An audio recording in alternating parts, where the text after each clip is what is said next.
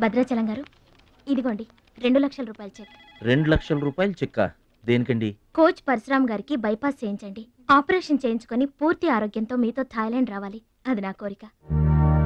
నాకు ఇష్టమైన వాళ్ళ కోసం నేనేమైనా చేస్తాను. పరశురామ్ గారంటే నాకెంతో గౌరవం. ఆయన నా బెస్ట్ ఫ్రెండ్ ఫాదర్. మీకు గాడ్ ఫాదర్, నాకు గాడ్. ఆ దేవుడికి నా కానుకగా ఇవ్వండి.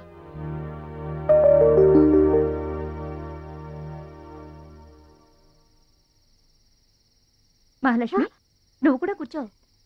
నేను కాసేపు ఆగి తింటానులే. భద్రాచలం ఎప్పుడొస్తాడో ఏమో, నువ్వు తినరాదు.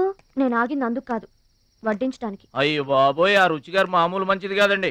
ఎంత మంచిదంటే అమ్మాయిల్లోనే ఆణిముత్యమండి. వాళ్ళ అయ్యి మాత్రం ఉత్త పిసినారోడండి.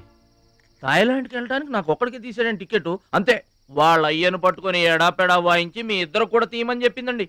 అబ్బాబా, ఏం మాట్లాడిందండి. ఆ అమ్మాయి మాట్లాడుతుంటే అట్టాగే చూడబుద్ధి అయిందండి. ఏంటో అంత తీయటి మాటలు మాట్లాడినంతసేపు మా గురువు గారి గురించే మాట్లాడిందండి. గురుగారు, మీ గురించి ఎవరన్నా మాట్లాడితే నాకు ఇష్టం కదండి. మీ గురువు గారికి ఆపరేషన్ చేయించి థాయిలాండ్ తీసుకెళ్ళమని చెప్పిందండి. అంతేకాదండి, ఆపరేషన్ కని 2,00,000 రూపాయలు చెక్ ఇచ్చిందండి. మీరు అర్జెంటుగా ఆపరేషన్ చేయించుకోవాలి. ఏం అవసరం లేదు, వెళ్ళి చెక్ ఇచ్చేసరండి.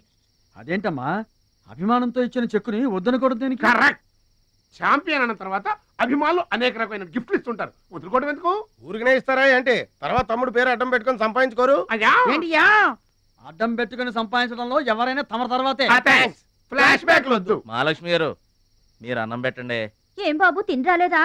అభిమానులు తినిపించుంటారనుకున్నాంలే. హోటల్లో బిర్యానీకి గుళ్ళో ప్రసాదానికి చాలా తేడా ఉంటుందండి. మహాలక్ష్మి గారు, మీరు అన్నం పెట్టండి.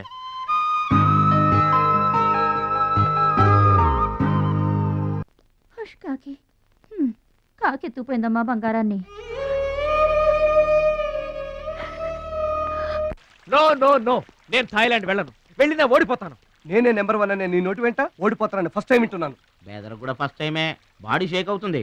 వాడి పంచి గుర్తొస్తే పల్స్ రేటు పెరుగుతున్నట్టు, కిక్కు గుర్తొస్తే కీళ్ళల్లో వణుకొస్తున్నట్టుగా ఉంది. ఇదిగో బెదరు, వాడే గనక పోటీలో ఉంటే పీకల దాకా తాగి పడుకోవడం బెటరు. అవును, వాడు లేడంటే చెప్పండి. వరల్డ్ లో నన్ను ఓడించేవాడే లేడు. నేనే వరల్డ్ ఛాంపియన్. వాడు లేనప్పుడు కదా. వాడు లేడు. అవును, వాడు థాయిలాండ్ వచ్చినా స్టేడియం వరకు రాలేడు. స్టేడియం దగ్గరకు వచ్చినా రింగు దాకా రాడు. ఆ పూచి నాది. నువ్వు రెడీ అవ్వు. ఎయిర్పోర్ట్